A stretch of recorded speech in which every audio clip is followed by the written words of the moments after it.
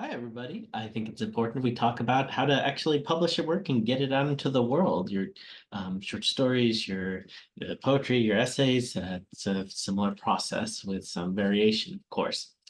So, how to find places? A lot of people start publishing in literary journals. If you have a whole novel written, that's a different story, or a whole book of poetry, or a whole book of creative nonfiction. It's a little different, but often people end up publishing some initial pieces, like some short stories, some poems, some creative nonfiction essays, in what are called literary journals, which are journals dedicated towards publishing authors. And and so towards that end, that's where a lot of people start, building their audience, building their publishing credentials. So that way, when they have that full book of a collection of short stories or a full novel or a full memoir or a full book of poetry, they're able to go to a literary agent and show that they have a record of captivating audiences and engaging with audiences and have their name out there in the publishing world, which makes you more marketable and your manuscript more marketable, especially if you've won contests or things like that, or you just have a substantial publishing record anyway. So these submittable chill subs, poetry and writers directory, these are all databases for finding literary journals. So you can like use their filters, but basically, which I'll talk more in a moment, you're looking for journals that align with the kind of writing that you're trying to do, because that means they publish the kind of writing that you're trying to do. Um, some tips on how to find more. You can follow literary pages on social media, like literary journals on Instagram, to keep an eye out for submission calls. I've listed some well-known literary journals, and once you follow them, as you know, you get suggestions to follow other ones. So follow those other literary journal pages too, and follow authors too, especially if you end up reading their work that you see published in those journals to, see where they're submitting, see how they're, keeping up their writerly life as well. When you're looking, you can also use Google, of course, too. There's some search suggestions. You can also use ChatGPT too, or other generative AI to find more specific journals for more specific topics as well. So use all those tools available to you to actually find them and submit to them. And this idea continued, right? Like I said, you want to read journals you want to publish in to decide if you do want to publish in them, and to know if your work aligns with what they typically publish, or to seek to generate work that they are likely to publish, right? And give you a goal to shoot for if you want to shoot in a particular place, by adhering to the kind of stylistic qualities and content qualities that they tend to publish, to be able to generate a piece that would align with in there, or maybe edit a current piece to make it more fit into those criteria. Or of course, you might eliminate a piece from submission and submit a different piece to a journal based on that consideration. And sometimes we don't have a ton of time to just be reading a bunch of literary journals. So if you don't have time to read a literary journal, but you think it looks cool, you read their about section, and just, you can try going ahead and submitting. There's nothing to lose. And sometimes you just get published that way too. So, that is a thing that happens plenty as well. And if you are wanting to read a journal, they have free versions online. You can read those on your phone when you're bored instead of turning to something else on your phone. There's also online print publications. Of course, online publications have bigger reach, but print versions have a regular audience. And some journals have both an online and a print version as well. So in terms of like, once you found like a literary journal that you want to publish to, you want to like review their submission guidelines. So for example, here's the link to the Craft Literary Journal, which we had looked at some flash fiction this quarter as well.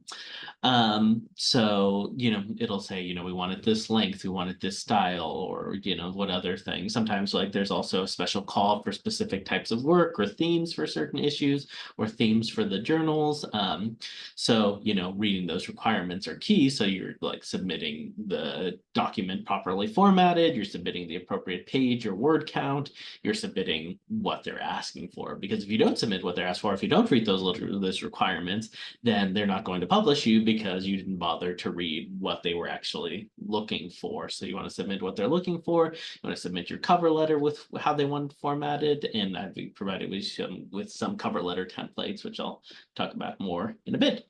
And some publications charge to read your work once you submit it. Like you submit, a lot of them are like $3 to $6, but many are free as well. And those search engines, those databases essentially of journals, have filters often for free or paid submissions. So that's something to consider. Most of the prestigious literary journals charge to submit. Contests also charge and are often a little bit more expensive. And contests are good once you found your voice and have amassed a body of work you have worked on for some time. And, often contests allow you to submit some previously published work, but often, and we'll talk about it in a second, journals do not want previously published work as well. And payment for publications, many publications don't pay anything. So that, of course, is a thing to consider, right? And we're not necessarily in writing for the money, especially when you're starting out. It's hard to get financial gain from it.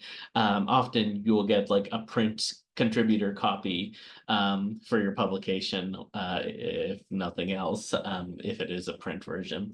And some do pay, anything from $20 to $100 as well. So, or by the word or by the page as well. So, you can look for ones that pay as well too, and go from there.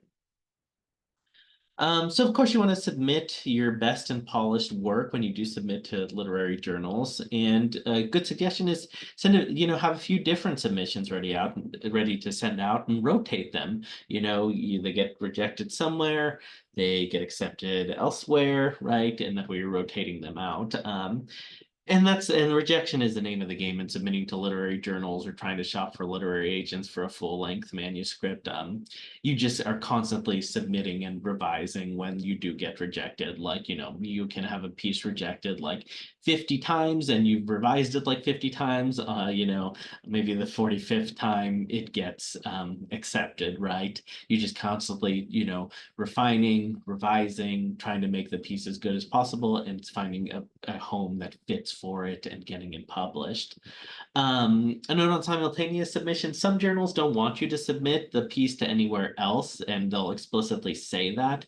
If it doesn't say that, or if it says it's okay to submit other places, then you don't even have to worry about it. But if it does say no simultaneous submissions, that means they want you to just send it to them until they have gotten back to you. But typically only a few say no simultaneous submissions these days. Most let you do simultaneous submissions, and you can send it out to as many people as you want without any restrictions on a given submission.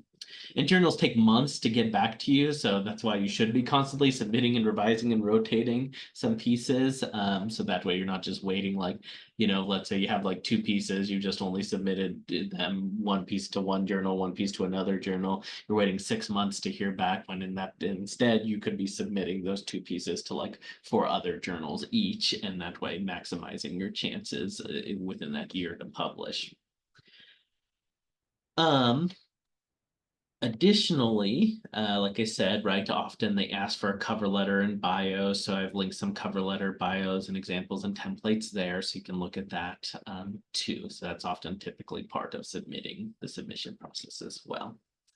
If your work gets accepted, you'll likely be notified by email. If it does get accepted and you've submitted in other places, withdraw it from the other places you submitted. You cannot publish the same work in 2 different journals. Journals want previously unpublished work because they're trying to, get the scoop on emerging writers and established writers, right? They can't sell the same product everyone else is selling. So yeah, so don't do that, because that'll get you in trouble, is trying to publish the same work in different journals, because they will not want that. And the literary community is small, so that would not be good to have a reputation for trying to do that.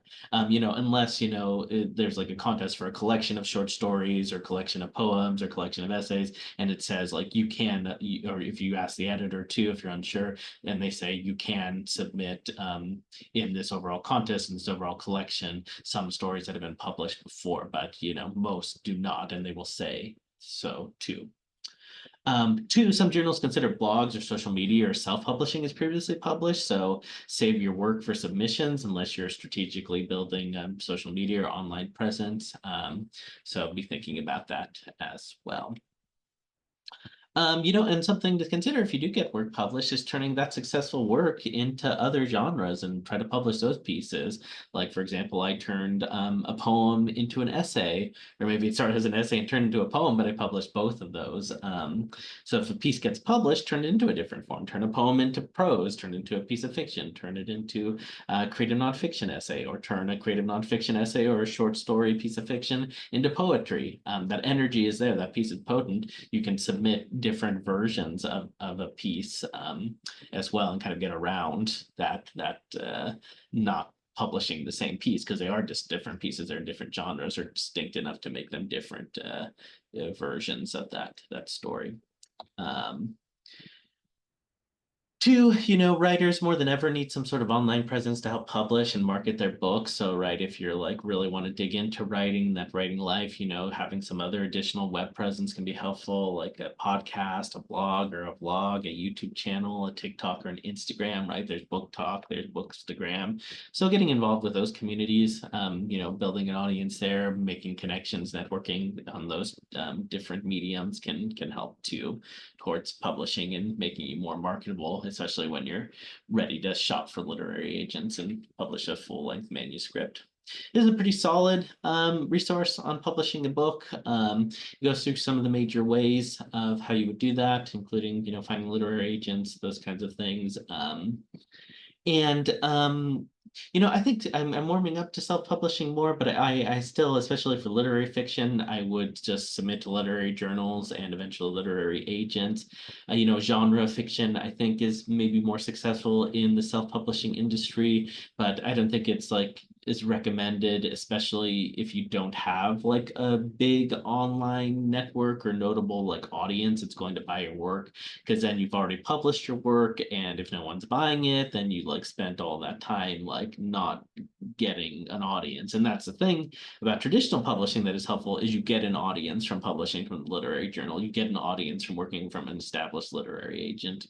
But of course, that's not to say there's not plenty of successful self-published fiction writers, nonfiction writers, and poetry writers. So, things are changing all the time. So it's something to just consider and be aware of. So those are just some notes I want to talk about with publishing and getting an introduction to publishing your work. Let me know if you have any questions or want to talk about anything else, but thank you all and talk to you more soon.